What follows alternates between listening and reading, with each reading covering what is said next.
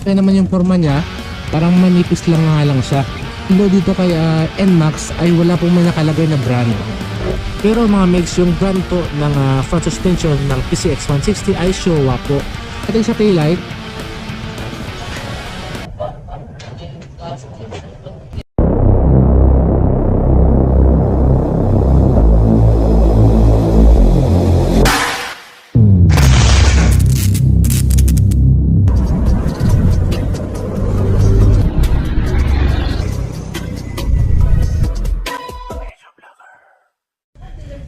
yun. So what's up mga megs, Miguel's here, yung Medyo Vlogger. Ngayong araw nito ay gagawa naman tayo ng panibagong video. Ngayong araw ito mga megs, nandito po tayo sa Motor Trade Poblacion Panglao Island, Bohol. Dahil ngayong araw ito mga megs ay may isi-share po kasi na isang motorcycle, dalawang motor mga megs. Bali ipagkukumpara natin siya. Yung specs nito ay nasa screen na po, kayo na po yung bahala. Pero ngayon ipagkukumpara ko lang po sa forma nila at sa kung ano lang po talaga yung nararamdaman natin sa motor na ito. Kung ano po talaga yung unang nakikita natin sa motor na ito, ay yun lang po talaga yung sasabihin ko yun. Kaya tara mamay, sleep natin yung motor na ito at baka magustuhan nyo. Kaya tara.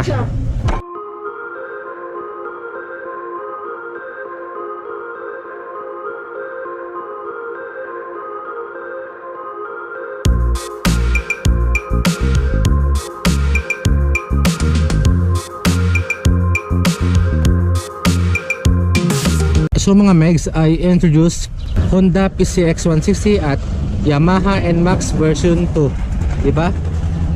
Dalawang maxi scooter, kaharap, nagkatapat.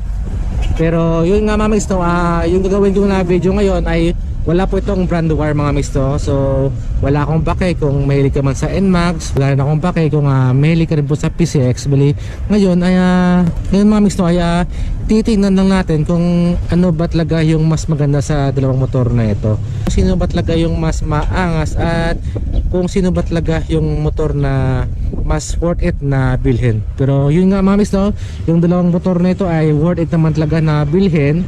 Tingnan lang natin kung ano ba talaga yung motor na babagay sa'yo. Yun na lang, alright?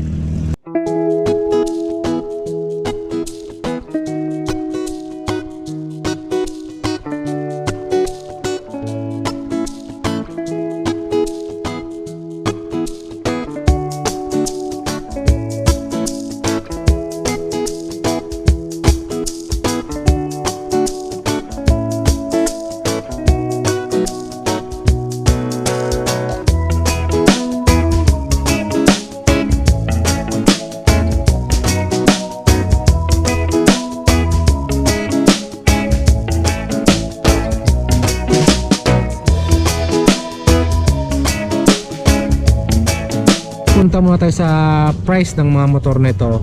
Yung Honda PCX mga megs, ito po yung price. At yung NMAX version 2, yan po yung price. Pagdating mga megs sa gas consumption, yung NMAX version 2 ay naka, at yung PCX 160 ay, di ba? Ang layo ng diferensya, di ba? Pagdating mga megs sa forma, dito tayo mga magsisimula sa kanyang headlights. Dito mga megs sa headlights ni PCX 160 ay fully LED na po yan mga megs. Pagdating sa kanyang high beam, low beam ay LED na po yan. Pagdating mga megs sa kanyang signal lights ay LED na po yan. At sa kanyang daylight running ay LED na po yan mga megs. At dito na naman mga megs kay NMAX version 2, pagdating mga megs sa kanyang front light ay LED rin po yan mga megs. Sa daylight running niya ay LED rin po. Pero mga megs no, pagdating mga megs sa kanyang signal lights ay bad type po yan. Pero yun nga mga megs no, pwede naman natin yan palitan ng mga aftermarket na LED para at least mas maliwanag siya sa gabi, diba? Pagdating mga megs sa front suspension ay same lang po sila na naka-telescopic fork. Pero mga megs, yung brand po ng front suspension ng PCX 160 ay Showa po. At dito naman mga megs kay NMAX ay hindi ko nakikita yung brand. So hindi ko alam kung anong brand ng front suspension ng NMAX. So comment nyo lang mga megs no, kung ano po yung brand nito. Pagdating sa front brake ay naka disc brake po ito. Same po sila na naka disc brake mga megs. Yan. ABS na rin po yung dalawa na ito. So naka anti-lock braking system. So ito mga mix yung mga motor na safety talaga siya, na pang travel or kung natratan ka man, na panigurado mga mix na makakauwi ka talaga ng bahay mo na safe. Dahil yung mga motor na ito ay may mga features na po na ABS. Although mga mix, no, dito kasi mga mix kay PCX 160, yung brand kasi mga mix ng kanyang yung kanyang caliper dito mga mix ay Nissin po yung brand ng kanyang caliper dito. Although dito kay NMAX ay wala pong may nakalagay na brand, di ba? At tapos mga mix, no, pagdating sa kanyang front fender dito, kita nyo naman ang ganda po ng forma ng kanyang front fender ng NMAX dito, di ba? Angas, di ba? Para may sungay siya. Dito naman kay PCX 160 ay simple lang po. Ang ganda ng mga lining. At hindi po mga mix kita yung kanyang mga screw dito. Wala po siyang screw dito, tago po siya. Dito kasi kay NMAX, dito po yung kanyang screw. So kita po, di ba? So kayo na po dyan bahala kung anong ilig nyo. Pero pagdating mga mix sa headlights, so kayo na po mga mix mag-decide kung sino po yung maangas ng forma pagdating sa headlights. At mga mix, no, sa windshield naman, yan, ang lapad po ng windshield ng NMAX. At kita naman po yung kanyang Phillips screw dito. Although dito kay PCX 160 ay nalagyan na po ng decals na carbon, pero mga mix, no, wala po siyang mga screw sa harapan, hindi po siya kita, tago po siya. So yun lang mga mix yung advantage ng PCX 160, dahil napakalinis po mga mix pagdating sa mga screw. Hindi po kita yung kanyang mga screw dito, yung mga Phillips screw or mga kahit ano pa dyan, hindi po kita. Kita nyo yung mga gilid dito, kita nyo yung mga lining ng PCX 160 at yung NMAX, di ba? So kayo na bahala mga mix yung humusga kung ano po maganda tingnan sa panggilid, di ba? Pagdating sa footrest, ito po yung PCX 160. So pinalitan na natin to ng footrest mga mix, no? Yan, pinalitan na natin ng alloy dito. At doon naman sa NMAX ay ganoon po. Although na marami yung nagsasabi na mas comforting talaga yung NMAX pagdating sa long ride, dahil yung paa mo kasi ay maiangat mo doon ng husto. Although dito kay PCX 160 ay parang bitin po siya. Pero yun nga, depende lang po mga may sa naka-experience, no? Kasi ako nung na-experience ko na yung PCX 160, may get isang buwan na siya sa atin, ay parang naka-adjust na po yung katawan ko sa motor na ito. Kaya okay na rin po siya na pang long ride. Pagdating naman sa gilid, same po sila na naka 3D emblem na naka gold. Yung motor na, yung dalang motor na ito ay may features po na ABS. So may variants kasi na naka standard lang, na naka CBS, at yung sa NMAX naman ay na mayroong standard na naka standard key lang po siya.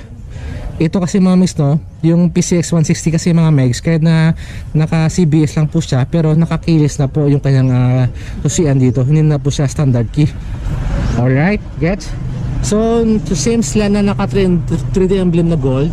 Saka PCX ay PCX lang po, wala po siyang may nakalagay na 160. Kumpara dito kay NMAX na golden po siya, pero may nakalagay siya na decals na 155, di ba? So ang ganda na forma, di ba, ng NMAX dito at yung PCX. So ano mas maganda, di ba? Pagdating sa radiator cover, so ito mga mix, no, pinalitan na rin ng radiator cover. Pero pagdating mga mix sa radiator cover ay parang mas malaki po yung radiator ng PCX 160 kumpara po kasi sa NMAX, yan, na parang mas maliit siya konti mga mix, pero parang maliit lang naman yung diferensya mga mix.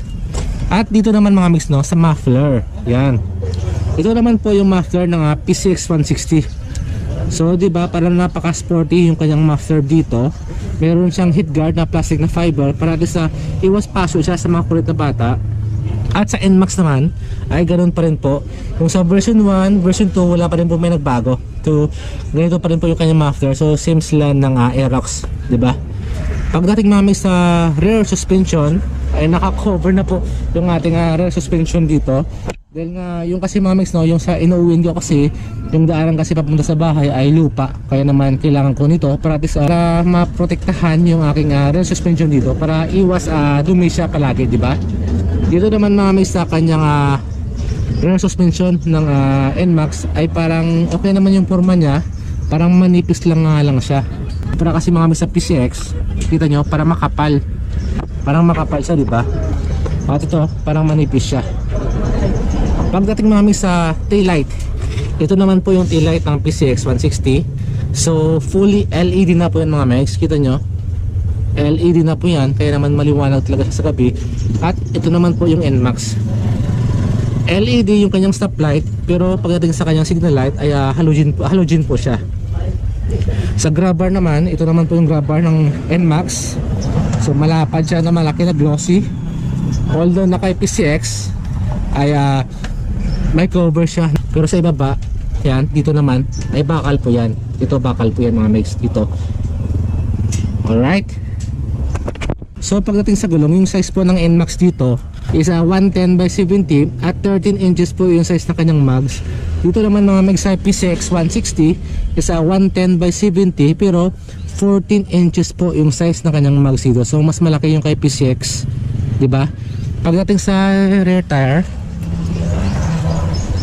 sa rear tire naman mga megs is 130 by 70 at 13 inches po yung size ng kanyang mags dito.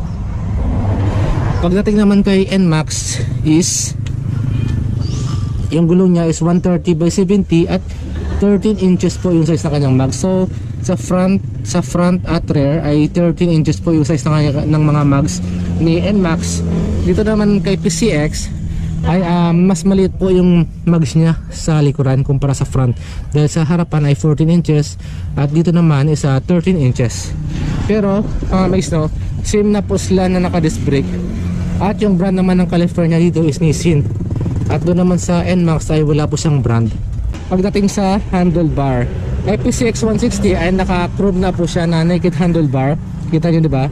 Marami kasi yung mga naghanap ng ganito mga handlebar. At yung iba kasi mga mix no, na mga NMAX ay tinatanggal nila yung cover at ginagawa nila na naked handlebar. Pero kay PCX, di mo na kailangan pa na magtanggal pa dahil naka-naked na po yan. Kumpara dito kay NMAX kasi na may cover pa, di ba? Although na yung sa version 1 nila ay parang malaki yung cover, pero ngayon ay maliit na po siya. Kaya naman ang ganda rin po tingnan. Pero depende mga mix ang trip nyo, kung ano mga trip nyo, di ba? Pero sa akin, mas fit ko yung naked handlebar. Pagdating mga mix sa switch, so ito naman yung switch ng PCX 160, meron siyang tinatawag na idling stop. So yung idling stop mga mix no, ito mga mix yung ginagamit kapag when it comes sa mga traffic na for example grabe yung traffic, so hindi mo na kailangan pa napatayin sa susian natin. Kapag inon mo ito tapos nahinto ka ng mga ilang seconds ay kusa po na mamatay yung motor mo. At kapag on the go na po yung stoplight ay pigain mo lang yung throttle at kusa na po na-andar yung motor mo. Hindi mo na kailangan pa na i-on yung pang susian mo dito. At ganoon din po yung nangyayari sa NMAX. Ito naman po yung tinatawag nila na stop and start system, na kapag inon mo ito ay kusa na po na mamatay yung motor mo, at kapag piniga mo ito ay kusa na po na mag-andar yung motor mo. So di ba? Ito meron siyang hazard light. Dito naman yung hazard light ng PCX. Ito naman po yung hazard light ng NMAX. Sa power naman, ito naman po yung switch ng power ng NMAX. At ito naman po yung sa PCX. Pagdating sa high beam, low beam, ito naman po. At sa NMAX parang maliit lang. Sa signal lights, yan, tsaka push. Sa PCX ganon din sa baba. At horn, malaki yung horn. Sa NMAX maliit. So yun diba yung pinagkaiba, sa ibaba yung horn, sa itaas yung signal lights. Dahil dito kay PCX sa ibaba yung signal lights at sa itaas yung horn. Kaya naman dati mamix no, dahil ako kasi mamix no, nag-drive ako ng MIUI 125, yun talaga yung ginagamit ko. Kaya nung nagka PCX na ako ay medyo nalilito ako sa switch. Pero ngayon ay nakuha ko na, naka-adjust na yung daliri ko. Pinaka nagustuhan ko sa PCX 160 yung kanyang throttle dito mga megs. Dahil ito mamix to, may chrome na siya dito. 'Di ba? Ito yung mga throttle na hindi mo na kailangan pa napalitan ng mga aftermarket. Ganda, 'di ba? Dito kasi mamig sa NMAX simple lang. So kailangan mo silang mag-upgrade para magkaroon ng ganito, 'di ba? So gastos. So pero yun mga mix no, depende po sa trip nyo. Kung ano po yung mga trip nyo. Pagdating mga mix sa size, kita nyo, Mas malaki po konti si PCX 160. Pagdating sa tail, tingnan natin sa tail. Pagdating sa tail light,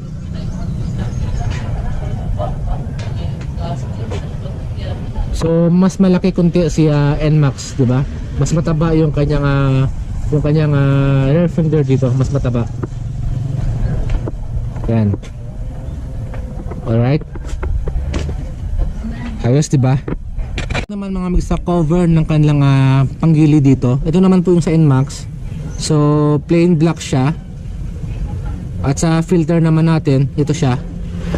So same sa Aerox, parang pa ganun siya. Ito naman po sa PCX 160. Yan. So silver at black. Tapos ito naman po sa filter natin, taas, 'di ba? So parang maliit siya konti, parang maiksi siya kumpara sa NMAX na mas mahaba. Ito yung mga mix sa upuan. So same sila ng upuan dito mga mix, no, na hindi abot yung foam dito.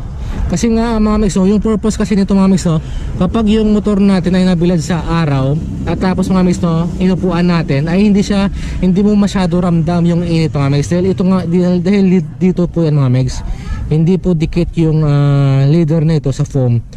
Kaya naman pinoprotektahan niya yung foam natin para hindi masyadong mainit kapag tayo ay nagupo sa motor natin.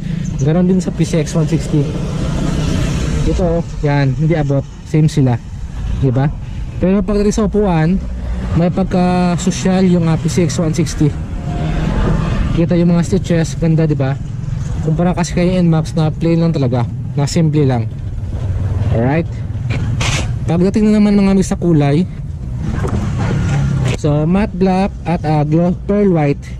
So yung PCX kasi mga mix, no, kapag nasikatan siya ng araw, parang meron siyang silver dust na kumikinang. Kita niyo ba? Tapos sa NMAX naman ay matte black siya. Ganda, di ba? So kayo mga mix, no, kung ano po yung mga trip nyo na mga maxi scooter, yung mahalaga lang mga mix ay komportable tayo na kapag i-drive natin yung mga motor natin. At kung ano po yung hilig natin dito, ay yun po yung nagbibigay saya sa atin, di ba? So ngayong araw ito mga mix ay wala po tayong brand war. Kung ikaw man ay die hard fan ng Honda or Yamaha, ay swap po yun mga mix, no? Yung mahalaga lang po ay ride safe po tayo lagi. Alright, alam tayo mga mix. Ma'am Claire, salamat Ma'am din, salamat. Thank you din, di pala ma'am. Oh, salamat po yung ex mo. Dami ex. Ma'am, salamat ma'am. Ma'am, pwede ako magtanong? Yung sa Baguio po pala ma'am, na Bagyong Odette. Balik, kamusta naman po ma'am? Tinamaan ba kayo ma'am? Bagyo. Oo. Yung mga bahay nyo ba, tinamaan ba ng ano? Ay, konti lang sel sa backside. Nasa backside. Simple. Side. Simple tayo ma'am kasi tinamaan din sa'yo. Tinamaan na sa'yo. Ako.